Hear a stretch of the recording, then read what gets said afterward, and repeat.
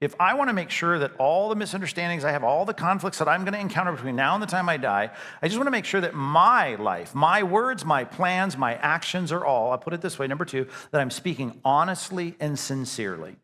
I want to be sincere, I want to mean what I say, and I want to be honest. I want to be honest about the truth. I want to be honest about what needs to be said. Honesty and sincerity. Those 2 things are key. All right, that's harder than you think. And it's going to start in the air-conditioned room that we're sitting in on padded seats when you're sitting there and you're not in the middle of the conflict right now. You may be thinking of people you have conflict with. That's fine.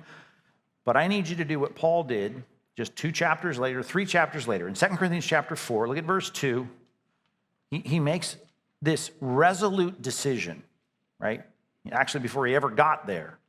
He says, we've renounced, are you with me now? 2 Corinthians 4:2. We've renounced disgraceful and underhanded ways. Sounds a lot like 1 Thessalonians 2. We refuse to practice cunning. We're not trying to trick you.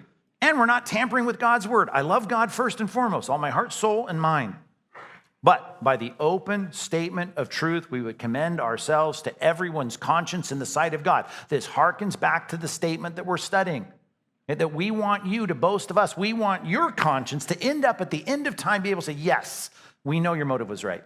We know your actions were godly. That's what he wants. He's appealing to them as saying, I'm telling you the truth.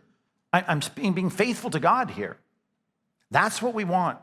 An open, I love just the way it's put, an open statement of the truth. That kind of open honesty is not as easy as you think. Let me give you 3 reasons that we struggle with not saying things honestly and sincerely. We often have a secondary agenda that adjusts what we say, and that's problematic. Here's one we got to watch out for. Jesus hammered on it a lot in his ministry. Let's just have you jot this down. Don't need to turn there because I know you know the passage. Matthew chapter 6, verses 4 and 5. Matthew 6, 4 and 5. He's now about to lay into the Pharisees because they go out and pray and they extend their prayers and they stand there in their long robes and they stand on the street corners where everyone can hear, and then they start talking to God. And Jesus says, don't be like that.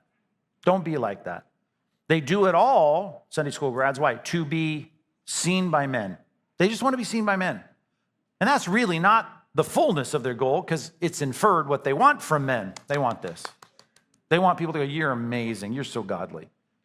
Okay, here's one of the reasons it's hard for you to always deal with people honestly and sincerely, because you and I, like the Pharisees, we care about what people think of us.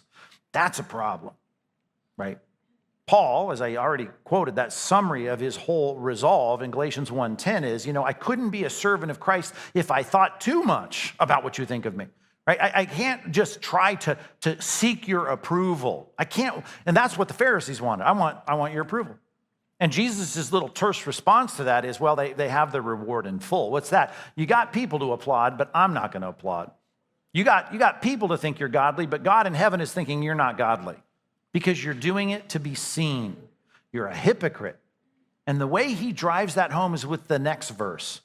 There in Matthew 6, he says this, when it's time for you to pray, guys, he says to his disciples, go into your inner room where there's no windows.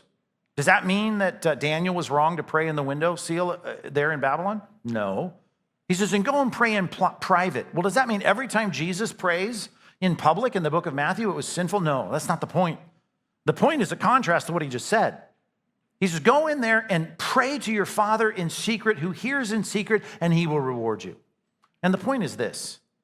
You better be praying in public the way you would pray in private. You better be the same godly person in the closet that you are on the platform. You ought to have that consistency. That's the word we introduced in our 3rd point last week. It's called integrity. It's the same. There's no distance. The distance of the hypocrites, which I've already said many times, is that great compound word, hypocrino, hypocrite. That's what we transliterate it. Underneath the surface of what I'm trying to get you to see, there's something very different. That's why in Matthew 23, when he really unloads on the Pharisees, he says you're like those whitewashed tombs. Right? You've got grossness inside, but you're always trying to present the best. Now, that's the motive that starts to change the way we deal with people and the way we speak to people and the plans that we make. Some of you agree to stuff and you change those plans because you said those things only to get the approval of people. Sometimes you say certain things that you don't mean, You're not honest and you're not sincere because you really care about them responding rightly to the words you just said. So it's easy for us to sit here all dressed nice on a Sunday morning and say, yeah, I want to speak honestly and sincerely. But just know one of the factors that's always working against us is our fleshly desire to have people think well of us. And that's just got to be a whole lot less. Even as the Herodians came to Jesus and said, we know you don't care about anybody's opinion, right? You teach the way of truth honestly. That's what I want. I want to somehow lower this sense of concern I have about what you think, right? And some of you say, well, I've heard your preaching. That's obvious. You don't really care what we think. Of course, there's tact, there's grace, there's gentleness, there's all that. And all of that is important. It's an act of love. But the reality is, right, we want ultimately to be able to care about what God thinks. We should be able to pray the same in our closet as we do on the street corner.